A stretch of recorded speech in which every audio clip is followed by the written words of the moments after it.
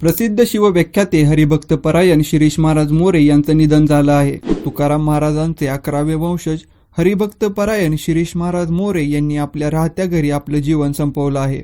या घटनेमुळे वारकरी संप्रदायावर व त्याचबरोबर संपूर्ण महाराष्ट्रावर शोक पसरला आहे। मृत्यूपूर्वी शिरीष महाराजांनी 4 चिठ्ठ्या लिहून आपण हे टोकाचं पाऊल का उचलत आहे याबाबत लिहून ठेवलं आहे असं बोललं जात आहे। आर्थिक अडचणींमुळे शिरीष महाराजांनी हे टोकाचं पाऊल उचललं आहे असा प्राथमिक अंदाज आहे। शिरीष महाराजांचा साखरपुडा नुकताच 21 दिवसांपूर्वी झाला होता। हे शिरीष महाराज कोण आहेत आणि त्यांनी हे टोकाचं पाऊल का उचललं आहे हे जाणून घेऊया या व्हिडिओमधून। शिरीष महाराज मोरे हे तुकाराम महाराजांचे 11वे वंशज। आईवडिलांसोबत शिरीष महाराज हे पुण्यातील देहूमध्ये राहत होते। बुधवारी सकाळी 8:30 पर्यंत शिरीष महाराज हे त्यांच्या खोलीबाहेर आले नाहीत म्हणून घरातले त्यांच्या खोलीचे दार वाजवू लागले, पण आतून शिरीष महाराजांचा काहीच प्रतिसाद आला नाही। त्यामुळे नातेवाईकांनी खोलीचा दरवाजा तोडला आणि समोर जे त्यांना दिसलं ते हृदय पिळवटून टाकणारं होतं। शिरीष महाराजांनी उपरणाच्या साह्याने आपलं जीवन संपवलं होतं। हे टोकाचे पाऊल आपण का उचलत आहे याबाबतचे कारण शिरीष महाराजांनी 4 चिठ्ठ्यात लिहून ठेवलं आहे असं बोललं जात आहे। पहिल्या चिठ्ठीतून आई वडील आणि बहिणीला, दुसऱ्या चिठ्ठीत होणाऱ्या पत्नीला, तिसऱ्या चिठ्ठीत सर्व कुटुंबाला आणि चौथ्या चिठ्ठीतून मित्रांना त्यांनी अखेरचा संदेश दिला आहे। शिरीष महाराजांनी पहिल्या चिठ्ठीमध्ये माझ्यावर कर्जाचा डोंगर आहे, मी कोणाकडून किती कर्ज घेतलं आहे याची कल्पना बाबांनाही आहे, तरी मी त्यांची नावे व रक्कम चिठ्ठीत नमूद करत आहे। एकूण 32 लाखाचं कर्ज आहे, त्यापैकी कार विकून 7 लाख फिटतील, वरचे 25 लाख फेडण्यासाठी तुम्ही माझ्या कुटुंबाला साथ द्या।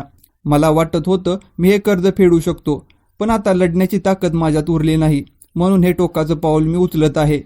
तर दुसऱ्या चिठ्ठीमध्ये होणाऱ्या पत्नीला मी अनेक स्वप्न दाखवली होती, पण ती पूर्ण न करता मी निघालो आहे, पण माझ्या सखे तू कुठे थांबू नकोस, तुझे आयुष्य जग, असं शिरीष महाराजांनी दुसऱ्या चिठ्ठीत लिहून ठेवलं होतं। शिरीष महाराजांचा साखरपुडा नुकताच झाला होता आणि एप्रिलमध्ये त्यांचं लग्न होणार होतं, मात्र त्यापूर्वीच त्यांनी आपलं जीवन संपवलं आहे। या घटनेवर मुख्यमंत्री देवेंद्र फडणवीस यांनी देखील शोक व्यक्त केला आहे। जगद्गुरू तुकाराम महाराजांचे वंशज, संत वाङ्मयाचे अभ्यासक कीर्तनकार छत्रपती श्री शिवाजी महाराज, धर्मवीर छत्रपती श्री संभाजी महाराज यांच्या चित्राचे व्यासंग अभ्यासक व्याख्याते हरिभक्त परायण श्री शिरीष महाराज मोरे यांच्या आकस्मिक निधनाचे वृत्त ऐकून धक्का बसला। मी त्यांना भावपूर्ण श्रद्धांजली अर्पण करतो, त्यांच्या कुटुंबाच्या दुःखात आम्ही सहभागी आहोत, अशी प्रतिक्रिया देवेंद्र फडणवीस यांनी व्यक्त केली। शिरीष महाराज यांची ओळख ही प्रसिद्ध शिवव्याख्याते आणि कीर्तनकार अशी होती। त्याचबरोबर ते प्रखर हिंदुत्ववादी विचाराचे होते। ज्यांच्या कपाळावर टिळा नाही त्यांच्याकडून खरेदी करणे टाळा, असे आवाहन शिरीष महाराज यांनी केलं होतं। त्याचबरोबर हिंदूंवर होणाऱ्या अन्याय व अत्याचारावर ते कायमच भाष्य करायचे। लव जिहाद, उद्योग जिहाद, लँड जिहाद, फूड जिहाद आणि धर्मांतरावर यासारख्या विषयांवरची भाषणे त्यांची चांगलीच गाजली होती। शिरीष महाराज हे राष्ट्रीय स्वयंसेवा संघाशी देखील जोडले होते। शिरीष महाराजांनी विशाळगड मुक्ती संदर्भात आक्रमक भूमिका घेतली होती। विशाळगडावर झालेल्या अतिक्रमणावर शिवप्रेमींनी आवाज उठवला होता, त्याचे नेतृत्व शिरीष महाराजांनी केलं होतं। या संदर्भात किल्ल्यावर जवळपास 156 अनधिकृत अतिक्रमणे आहेत। यात 3 मजली मशीद आहे व तसेच मलिक रेहान दर्ग्याचे अतिक्रमण सुद्धा आहे। पुरातत्व खात्याच्या अंतर्गत किल्ला असताना रायगड व राजगडवरचे एक दगड जरी हलवायचं म्हटलं तरी 1000 परवानग्या शिवभक्तांना घ्यायला लागतात।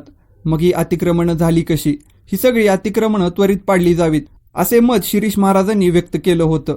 अशा हिंदुत्ववादी विचाराचे आणि तुकाराम महाराजांचे 11वे वंशज शिरीष महाराजांनी टोकाचे पाऊल उचलल्यामुळे हळहळ व्यक्त होत आहे। या प्रकरणाचा तपास देहू रोड पोलीस करत आहेत।